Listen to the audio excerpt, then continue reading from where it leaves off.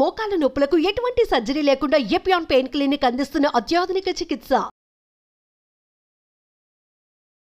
నమస్తే, welcome to Suman TV. నేను మానస. Zoom కాల్లో మనతో పాటు ఉన్నారు ప్రముఖ గ్యాస్ట్రోఎంట్రాలజిస్ట్ డాక్టర్ ఆనంద్ కుమార్ గారు. వారితో మాట్లాడదాము. అల్యూమినియం అనేది మన ఆరోగ్యానికి చాలా చాలా చేటు చేస్తుంది అనే విషయం తెలిసినప్పటికీ కూడా అల్యూమినియం పాత్రల్లో లేదంటే అల్యూమినియం కుక్కర్లో మనం ఫుడ్ వండుకుంటూ ఉన్నారు చాలా మంది కూడా. అయితే ఇప్పుడు అది ఎంత సీరియస్ అనే విషయం ముంబైలో జరిగిన ఘటన ద్వారా మనకు తెలుస్తూ ఉంది. సో ఆ విషయాన్ని మనం ఇప్పుడు డిస్కస్ చేద్దాం. డాక్టర్ గారు నమస్తే అండి.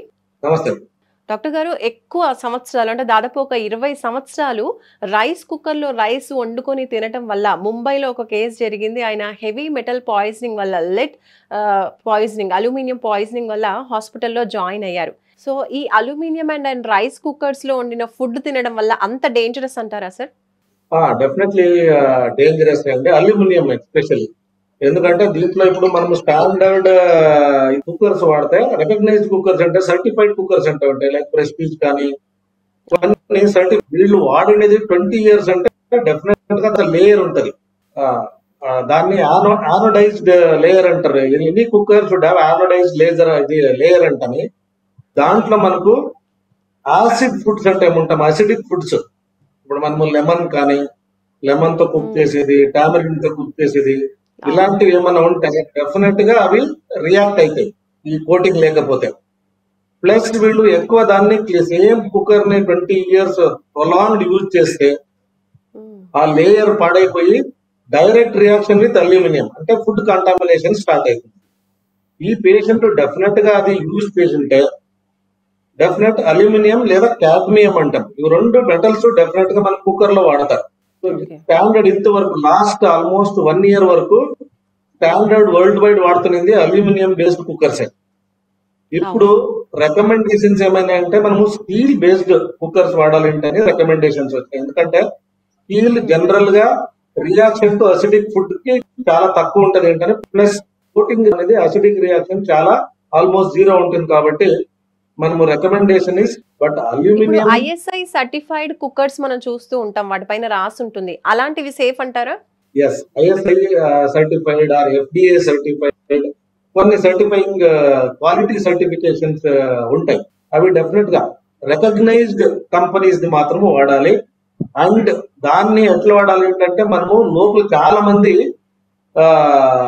దాన్ని వాష్ చేసేటప్పుడు దెక్కి రబ్బింగ్ కొన్ని ఐటమ్స్ తో రబ్ చేస్తుంటారు. ఆ కోటింగ్ పోకుండా చూసుకోవాలి. ఏ రోజు మీకు కోటింగ్ పోయింది ఏంటి అనిపిస్తుందో you should not use that cooker. అది స్టాండర్డ్ రికమెండేషన్ అండి. ఎందుకంటే అల్యూమినియం ప్రొలాంగ్డ్ ఒక డోస్ తర్వాత అల్యూమినియం కానీ కాడ్మియం కానీ మన మేజర్ ఆర్గన్స్ మీద, బ్రెయిన్, ఐస్, కిడ్నీ, లివర్, ఇవి 4 organs and bone also deposit అయిపోయి అల్యూమినియం బ్రేకేజ్ ఆఫ్ బోన్స్ అంటారు. ఏమంటారు, ఆస్టియోపోరోసిస్ కామన్. బ్రెయిన్ లోకి వస్తే మనకు మనం మెమరీ పవర్ లాస్ అవ్వడము, రికగ్నిషన్ పవర్ లాస్ అవ్వడము, ఇవన్నీ అయ్యే ఛాన్సెస్ ఉంటాయి. బేసిక్ గా అసలు కుక్కర్స్ అనేది యూజ్ చేయడం కరెక్టే అంటారా? యాక్చువల్లీ మనకి ఏమంటారు, క్విక్ కుకింగ్ అంటే ఏముంటుందో, చాలా మంది చాలా ఫాస్ట్ కుకింగ్ అలవాటు పడిపోయారు. ఫాస్ట్ ఫుడ్ గ్యాస్ ఆదా అవడం కోసం, తొందరగా అవడం కోసం. సో కాబట్టి standard recommendation is open cooking అండి. Open vessel cooking is recommended. దాంట్లోనూ అంతే మనము అల్యూమినియం బేస్డ్ ఏముంటాయో అయినంత అవిని అవాయిడ్ చేస్తే బెటర్. ఇప్పుడు మీ ఏ స్టోర్లకు వెళ్ళినా చాలా మంది people look for steel based cookers కానీ యుటెన్సిల్స్. మీరు ఎనీ స్టోర్స్ కి వెళ్ళండి, మీరు చాలా వరకు అల్యూమినియం బేస్డ్ ని తీసేస్తున్నారు. ఎందుకంటే వరల్డ్ వైడ్ చాలా వరకు ఇది వాడదాని వల్ల ప్రాబ్లమ్స్ వచ్చాయి.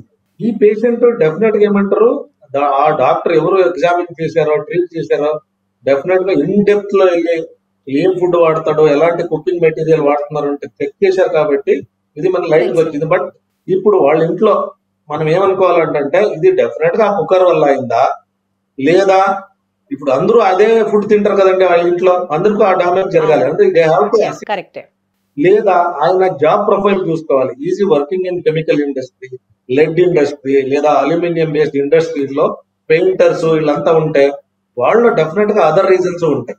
బట్ ఎక్స్క్లూజివ్ గా దీనికి అంటే మనము బ్రాండ్ చేయలేము. కుక్కర్ వల్లనే వచ్చింది ఏంటంటే బ్రాండ్ చేయలేము. డెఫినెట్ గా ఏమంటారు, 20 years వాడారు కాబట్టి ఇట్ వుడ్ హ్యావ్ ఎరోజన్ అంటాం. ఆ ఇన్నర్ లేయర్ ఏముంటుందో ప్రొటెక్టెడ్ లేయర్ ఎరోడ్ అయిపోయి ఉంటుంది. ఎరోడ్ అయిపోయిన తర్వాత whatever aluminium main part ఉంటుందో హీట్ జనరేషన్ పార్ట్, ఆ దీంట్లో ఫుడ్ రియాక్షన్ అయ్యి కంటామినేషన్ అయి ఉండొచ్చు. అల్యూమినియం డెఫినెట్ గా అవాయిడ్ చేయాల్సిందే. అండ్ ఇప్పుడు స్టీల్ ని కూడా కొంతమంది అల్యూమినియం కి బదులుగా యూజ్ చేస్తూ ఉన్నారు. అయితే which is the best one? Steel బెస్టా, లేదంటే పాతకాలంలో లాగా ఇప్పుడు కుండలు కూడా అంటే మట్టితో చేసిన పాత్రలను ఎక్కువగా యూజ్ చేస్తున్నారు, అది బెస్ట్ అంటారా ట్రెడిషనల్ మెథడ్ లో? అసలు ఏది గుడ్ ఫుడ్, ఏది? నథింగ్ రీప్లేసెస్ మనం ఏమంటారు మట్టితో చేసేదండి. అదే బెస్ట్ అంటారా? మట్టితో అది దెర్ ఇస్ నో రీప్లేస్మెంట్ దాంట్లో. ఎందుకంటే దాంట్లో మీకు దెర్ ఇస్ నో ఏమంటారు కంప్లీట్లీ కంటామినేటెడ్ ఇది వచ్చే ఛాన్స్ లేదు దాంట్లో. ప్యూర్ సాయిల్ కాబట్టి దాంట్లో వచ్చే ఛాన్స్ జీరో. పెన్సిల్ వాడతారో డెఫినెట్ గా దేవట్ రెడ్. ఇప్పుడు స్టీల్ అంటాను నేను. Steel if you don't use 302 or 304 based cooking ఇది ఐఎస్ఐ రికగ్నైజ్డా, ఐఎస్ఓ రికగ్నైజ్డా లేదా సర్టిఫైడ్ కంపెనీస్ తో తీసుకోకపోతే and use it such way that ఏమంటారు మీకు డ్యామేజ్ కనిపించింది అంటే ఇమ్మీడియట్లీ త్రో దట్. ఓకే, లోపల కొంచెం చిన్న చిన్న పార్టికల్స్ అలా డ్యామేజ్ గా కనిపిస్తూ ఉంటాయి వెజిల్స్ లో, అలాంటివి యూజ్ చేయొద్దంటారు. ఆ బ్లాక్ కలరింగ్ రావడము, కలర్ ఎరోజన్స్ కనిపించింది కోటింగ్ అంటే వెళ్ళిపోవడం.